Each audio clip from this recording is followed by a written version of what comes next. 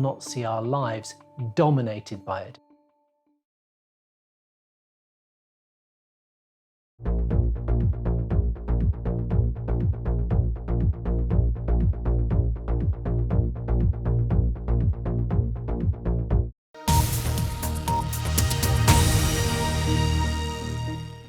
Now on BBC World News, the biggest African and international news stories. Focus on Africa.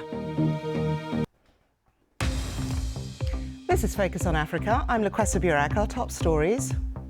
The High Court in London hears an attempt to stop the removal of migrants to Rwanda. In the last few minutes, the court has said that the first flight can go ahead.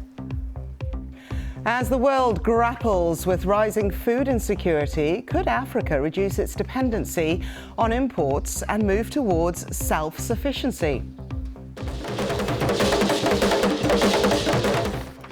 A colourful cultural showcase, Ghana's Royal Durbar brings its heritage and celebrations to the UK.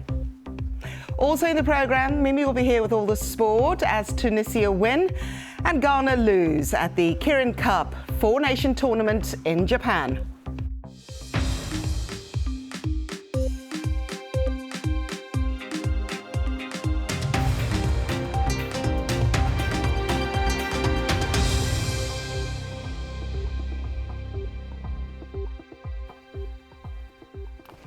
Hello and welcome to Focus on Africa, coming to you from BBC World News.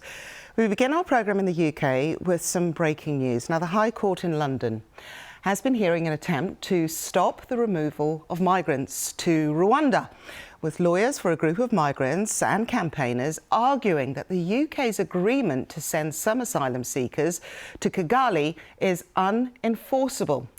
The first flight is due to take off next week, Tuesday. And in the last few minutes, we've heard that the court has said that that flight can indeed go ahead.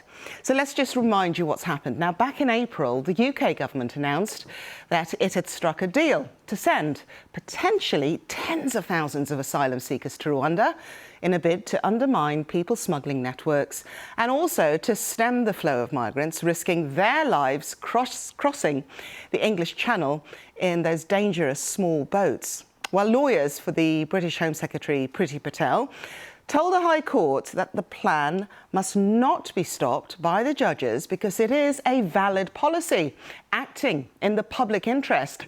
However, the scheme was controversial right from the start. The BBC's Home Editor, Mark Easton, was at the High Court in London. Is it lawful to give people